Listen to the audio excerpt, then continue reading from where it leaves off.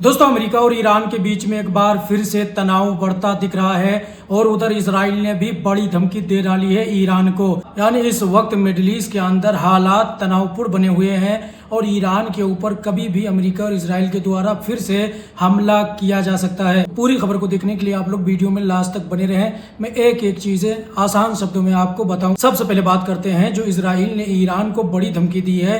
दोस्तों, इसराइल ने ईरान को कहा है कि जब तक ईरान अपने तमाम न्यूक्लियर फैसिलिटीज को डिस्ट्रॉय नहीं करता तब तक ईरान के साथ कोई डील नहीं होगी और बहुत जल्द हम अपनी सुरक्षा के लिए ईरान के ऊपर न्यूक्लियर बॉम्ब भी दाग सकते हैं। यानी आने वाले टाइम पे आपको एक न्यूक्लियर वार देखने को मिल सकती है, क्योंकि ईरान झुकेगा नहीं और दूसरी तरफ इसराइल अपनी सुरक्षा के लिए न्यूक्लियर बॉम्ब इस्तेमाल की बात कर रहा है और उसने सीधे तौर पे ईरान को धमकी दे डाली है। अगर ईरान और अमेरिका की डील नहीं होती है तो एक बार फिर से अमेरिका और ईरान और इसराइल के बीच में बड़ी जंग देखने को मिल सकती है और इस बार सिर्फ बैलिस्टिक मिसाइल ही नहीं बल्कि परमाणु हथियार भी इस्तेमाल किए जा सकते हैं, क्योंकि इसराइल का कोई भरोसा नहीं। वो जो कहता है वो करके दिखाता है, तो इसराइल कर भी सकता है ईरान के ऊपर परमाणु हमला।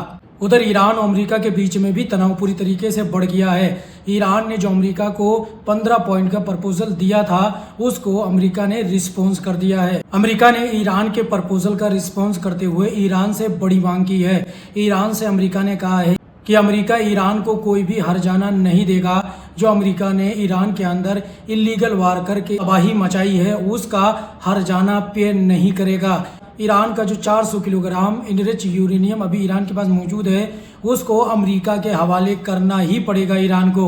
और आगे अमेरिका ने ईरान के प्रपोजल को रिस्पॉन्स करते हुए कहा है कि ईरान के तमाम न्यूक्लियर फैसिलिटीज को डिस्ट्रॉय करना होगा। सिर्फ एक ही न्यूक्लियर साइट ईरान चालू करके रख सकता है, बाकियों को ईरान को डिस्ट्रॉय करना पड़ेगा।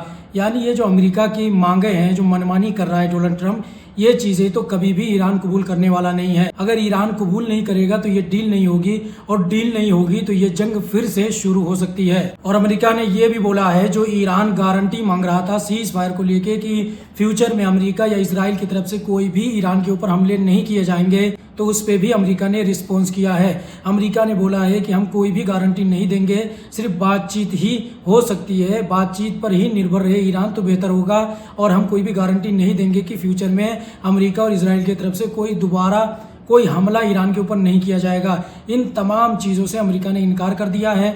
ना तो अमेरिका कोई भी गारंटी देगा सीज फायर को लेके। अमेरिका अपनी दादागिरी ईरान के ऊपर चलाना चाहता है, लेकिन ईरान झुकने का नाम नहीं ले रहा है।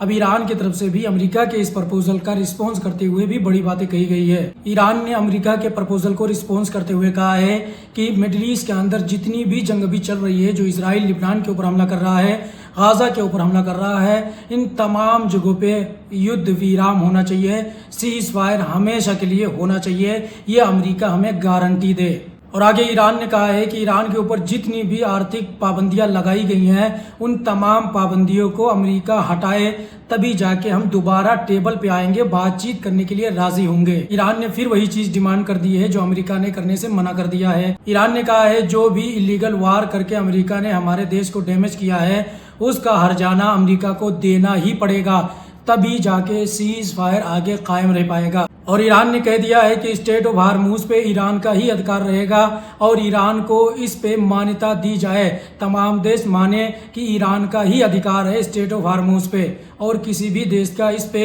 कोई भी अधिकार नहीं है। फ्यूचर में Iran he state of Hormuz को यूज करेगा और उसको अपने तरीके से इस्तेमाल करेगा। इसकी यह मान्यता दी जाए अमेरिका की तरफ से, तभी जाके कोई डील या बातचीत हो पाएगी, नहीं तो अमेरिका बातचीत बिल्कुल भी भूल जाए। इन तमाम चीजों को देखते हुए कहीं ना कहीं दोनों देश टेबल पे बातचीत करने के लिए नहीं राजी हैं। अमेरिका अपनी मनमानी चला रहा है, यानी दोनों देश के बीच में अभी काफी तनाव बढ़ गया है। अब आने वाले वक्त में हो सकता है कि आपको दोबारा जंग जल्द देखने को मिल सकती है और इस बार न्यूक्लियर वार हो सकती है, क्योंकि नेतन्याहू ने भी बड़ी धमकी दे डाली है कि हम भी न्यूक्लियर परमाणु हथियार इस्तेमाल कर सकते हैं ईरान के ऊपर अगर हमारे देश के ऊपर खतरा मंडरा है तो। वहीं पे यूरोपियन देश अब आखिरकार अपनी औकात में आ गए हैं, जब ईरान के ऊपर पाबंदियां और धमकियां देके पूरी तरीके से थक गए हैं। इन तमाम देशों के, यूरोपियन देशों के पाबंदी और धमकियां जब ईरान के ऊपर कुछ भी असर नहीं कर पाई। आखिरकार थक मार के यूरोपियन देश ईरान के सामने गिड़गिड़ा रहे हैं, ईरान के सामने हाथ पैर जोड़ रहे हैं कि आप हमारे तमाम शिप को यहाँ से गुजरने की इजाज़त दे दें। ईरान से समझौता करने की बात कर रहे हैं ये यूरोपियन देश। पहले यही तमाम यूरोपियन देश उछल रहे थे और ईरान के ऊपर भर भर के प्रतिबंध लगा रहे थे, डोनाल्ड ट्रंप का साथ दे रहे थे। लेकिन अब वो तमाम यूरोपियन देशों को समझ में आ गया है कि ईरान के ऊपर कोई भी धमकी असर करने वाली नहीं है, कोई भी प्रतिबंध लगाने से ईरान का कुछ भी बिगड़ने नहीं वाला है। तो इसलिए अब ईरान के सामने घुटने टेक देना ही बेहतर रहेगा, क्योंकि ईरान से आप मिल के रहोगे तो ही आपके जितने भी ऑयल टैंकर हैं या शिप हैं, कमर्शियल शिप हैं, वो तभी स्टेट ऑफ हार्मुज से ईरान उनको गुजरने की इजाज़त देगा। दूसरी तरफ लिबनान के ऊपर इसराइल ने फिर से हमला किया है। इसराइल के जो हमले हैं लगातार लिबनान के ऊपर जारी हैं। सीज़ फायर है, उसके बावजूद भी इसराइल मानने का नाम नहीं ले रहा है, लगातार वो बमबारी करता जा रहा है।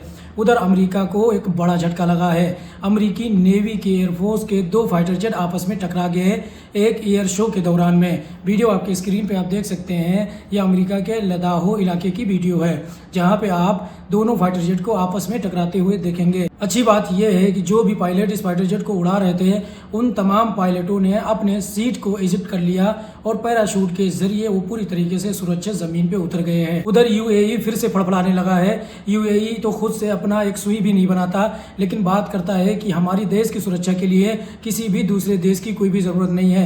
तो फिर यूएई ने इजराइल का आयरन डोम, आयरन बीम क्यों अपने देश में तैनात करके रखा है?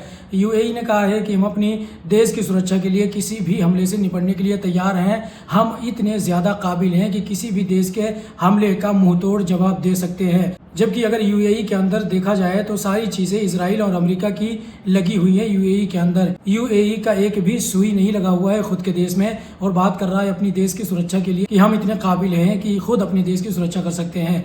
उधर एक अमेरिका और यूएई को लेकर बड़ा खुलासा हुआ है। जंग के दौरान में अमेरिका ने यूएई के ऊपर प्रेशर बनाया था कि तुम ईरान के लवान आइलैंड पे कब्जा कर लो, वो तुम्हारा है। यानी यूएई को अमेरिका ने भड़काया था, लेकिन यूएई ने कोई ऐसा बड़ा कदम नहीं उठाया, क्योंकि यूएई को पता है कि उसकी औकात सिर्फ अमेरिका और इजराइल के साथ में खड़े होने की है। ईरान से डायरेक्ट टकराने की, ईरान से डायरेक्ट पंगा लेने की औकात यूएई के इस वक्त बिल्कुल भी नहीं है। यूएई अगर डायरेक्ट ईरान से पंगा लेता और ईरान के आइलैंड पे कब्जा करने की कोशिश करता, तो फिर ईरान यूएई को पूरी तरीके से निस्तो नाबूद करके फिर से रेगिस्तान में रिटर्न भेज देता। लेकिन यूएई ने इस कदम को उठाने से बिल्कुल अमेरिका को मना कर दिया। उधर ईरान के पार्लियामेंट स्पीकर मोहम्मद बगीर गालिबाफ का एक बड़ा बयान आया है। उन्होंने कहा है कि हमारी देश की जनता ने यह साबित कर दिया है 70 दिनों की जंग में कि अगर देश की जनता हमारे साथ में हो तो कोई भी सुपर पावर हमें झुका नहीं सकता, और आने वाले वक्त में उन तमाम विकास और गरीब देशों का राज होगा